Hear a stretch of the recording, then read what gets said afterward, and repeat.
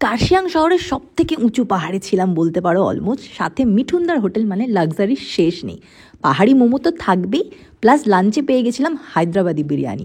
জনপ্রতি খরচা পড়েছিল 1250 টাকা মতন। চলো তাহলে শুরু থেকে বলি। দার্জিলিং মেলে করে সকালবেলা 8:30 নাগাদ পৌঁছালাম এনজিপি। ওখান থেকে গিয়ে বাইক ভাড়া করলাম, গিয়ে পৌঁছলাম দ্য কাইজার ভ্যালি হোটেল, যেটা হচ্ছে আমরা স্টে করেছিলাম কার্শিয়াংয়ের। মোটামুটি না সব ধরনের রুমই ওখানে অ্যাভেলেবেল ছিল দেখলাম। ডবল অকুপেন্সি নিয়ে একটা বেশ ভালো লাক্সারি ডিলাক্স রুমও যেমন আছে, তেমন সিঙ্গেল বেড 2টো করে দিয়েও রুম পেয়ে যাবে তোমরা। আর বাথরুমও যথেষ্ট ভালো, পরিষ্কার এবং মডার্ন অ্যামিনিটিস যা যা থাকে রুমের মধ্যে সব কিছু অ্যাভেলেবেল ছিল। আর প্রত্যেকটা জানলা থেকে না কার্শিয়াং শহরের একটা দুর্দান্ত ভিউ পাবে। এরপর আমি আর কি একটুখানি ফ্রেশ হয়ে নিয়ে লাঞ্চের দিকে এগোলাম। ইনহাউস রেস্টুরেন্ট থাকার কারণে যা চাইবে সব কিছু খাবার পেয়ে যাবে। আমরা মুগলাই কুইজিন দিয়ে লাঞ্চটা সেরেছিলাম। একবার শেফের থেকে শুনে নাও আর কি কি অপশন তোমরা পাবে।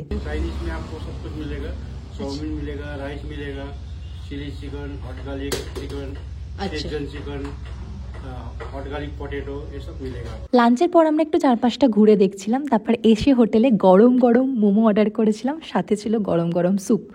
যেমন মোমোগুলো জুসি খেতে ছিল, আর পাহাড়ের মোমোর না একটা আলাদাই স্বাদ আছে, স্পেশালি ওদের চাটনিটা। তারপর টেনে ঘুম দিয়ে শুরু করলাম ডিনার।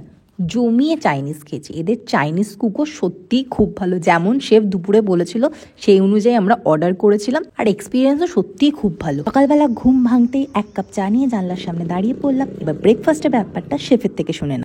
আর স্টের সাথে কি ব্রেকফাস্টে কমপ্লিমেন্টারি থাকে? ব্রেকফাস্টে দার্জিলিং টিয়ে চুমুক দিয়ে একটুখানি পেট পুজো করে রওনা দিলাম চারিদিকে সাইট সিনটা একটু ঘুরে দেখার জন্য। আমরা উঠছি এখন নেতাজি মিউজিয়ামে গিয়ে নেতাজির সমস্ত স্মৃতিগুলো তো দেখবেই, সাথে পাশেই আছে গিদ্দা পাহাড় ভিউ পয়েন্ট।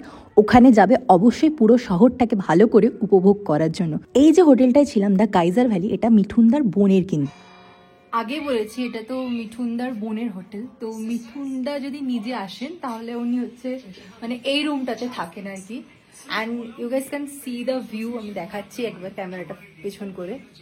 জানলা থেকে ভিউটা ঠিক এরকম কিছু একটা, পুরো কার্শিয়াং শহরটাই দেখা যাচ্ছে বলতে পারো। রিয়েলি অসম। ভিডিওতে তো যতটা পেরেছি দেখিয়েছি। রুম রেন্টটা সম্পর্কে একটু হোটেলের ম্যানেজারের সাথে কথা বলে নিচ্ছি। গুড মর্নিং দাদা। Good morning.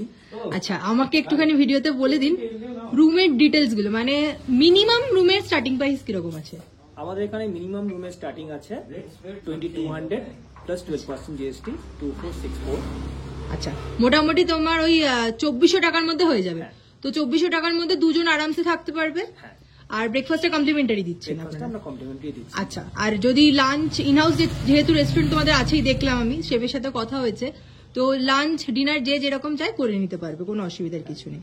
আচ্ছা এবার এটা কি সিজন অনুযায়ী ভ্যারি করে ভাড়াটা, মানে এই 2400 টাকার কাছাকাছি যে ভাড়াটা বললেন? হ্যাঁ আমাদের সিজন ওয়াইজ এটা ভ্যারি করে।